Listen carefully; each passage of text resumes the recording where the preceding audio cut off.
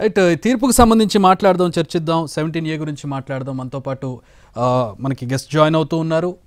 AP high court advocate Venkatesh Sharma గారు join అవుతూ ఉన్నారు. కోటంరాజు వెంకటేష్ శర్మ గారు, అలాగే మాల్యాద్రి గారు, రిటైర్డ్ జడ్జిగా ఉన్నటువంటి మాల్యాద్రి గారు మనతో పాటు జాయిన్ అవుతున్నారు. లీగల్ ఇష్యూస్ మీద మాట్లాడదాం. ముందుగా వెంకటేష్ శర్మ గారి దగ్గరికి వెళ్దాం. వెంకటేష్ శర్మ గారు, ఈరోజు వచ్చినటువంటి తీర్పును మీరు ఎట్లా చూస్తారు? అంటే ద్విసభ్య ధర్మాసనం విభిన్న వాదనలు, విభిన్న అభిప్రాయాలను వ్యక్తం చేశారు తమ తీర్పులో.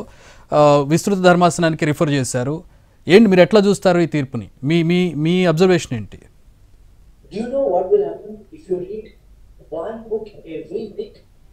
ఇచ్చిన తీర్పు చూస్తేనండి, జస్టిస్ బేలా త్రివేది గారు కానివ్వండి, అనిరుద్ బోస్ గారు, ఇద్దరు కూడా పరస్పర విరుద్ధమైన జడ్జిమెంట్లు ఇచ్చారు. కానీ ఇద్దరు కూడా అరెస్టు ఎక్కడ అక్రమము అని చెప్పి పేర్కొనలేదు, అరెస్టు ఎక్కడ తప్పు అని చెప్పి చెప్పలేదు, అతనికి ఈ సెక్షన్లు ఎక్కడ వర్తించవు, ఇతన్ని అన్యాయంగా అరెస్ట్ చేశారు అని చెప్పి ఎక్కడ పేర్కొనటం జరగలేదు.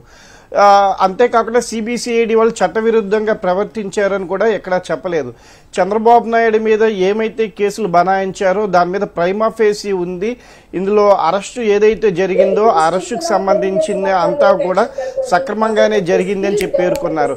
చంద్రబాబు నాయుడు గారు కింద కోర్టులో అరెస్టు చేసిన తర్వాత, రిమాండ్ విధించిన తర్వాత హైకోర్టులో క్వాష్ పిటిషన్ వేస్తూ ఈ సెక్షన్లు ఏవి నాకు వర్తించవు, ఈ సెక్షన్లు మీరు నా మీద అన్యాయంగా కేసులు పెట్టారు, చేశారు, ఈ సెక్షన్ల ప్రకారం నన్ను అరెస్ట్ చేయడానికి అర్హత లేదు సిబిసిఐడి వాళ్ళకి, నా మీద పెట్టిన కేసును కొట్టివేయమని చెప్పి హైకోర్టులో అడిగితే హైకోర్టు దాన్ని తోసిపుచ్చారు. దాన్ని మళ్ళీ సుప్రీంకోర్టుకు వెళ్తే సుప్రీంకోర్టు వారు కూడా దాన్ని తోసిపుచ్చారు.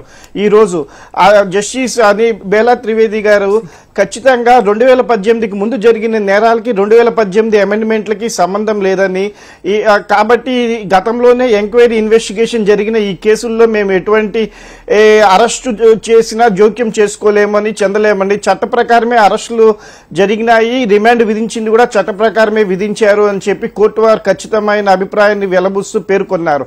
అనిరుద్ బోస్ గారు వచ్చేటప్పటికి ఇందులో ప్రైమా ఫేసి ఉంది, సెక్షన్లు అన్ని కూడా వర్తిస్తాయి, చేస్తాయి, ఏదైతే అరెస్టు మీద ఆర్డర్ ఇచ్చారో రిమాండ్ కోర్టు ఇచ్చిన ఆర్డర్లో మేము వేలు పెట్టలేము, రిమాండ్ కోర్టులో మేము జోక్యం చేసుకోలేము అని కోర్టు వారు క్లియర్ గా పేర్కొన్నారు.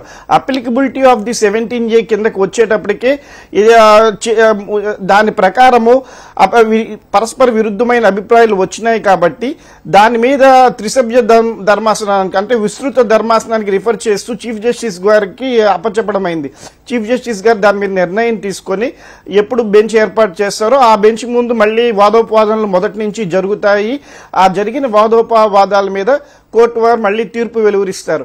ఏదేమైనా ఇప్పుడున్న స్టేజ్ లో చంద్రబాబు నాయుడు గారు అరెస్టు సక్రమమైంది అని చెప్పి కోర్టు వారు పేర్కొనడం జరిగింది. వారి మీద ఛార్జ్ షీట్ దాఖలు చేయడానికి సిబిసిఐడి వారికి అన్ని అర్హతలు,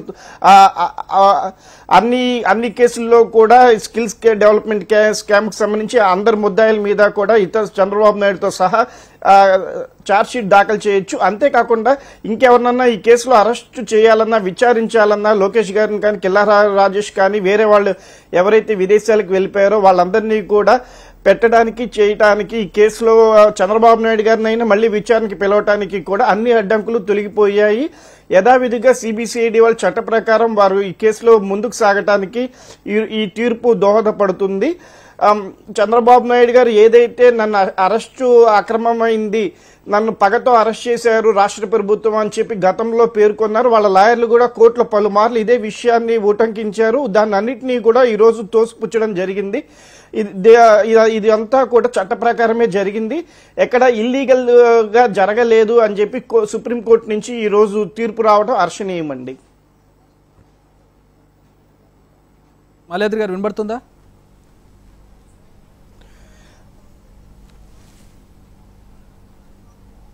మాల్యాద్రి గారు వినబడుతుందా? కెన్ యు హియర్ మీ? ఈ కేసులో మేము స్కిల్ సెంటర్స్ ఎస్టాబ్లిష్ చేశాము.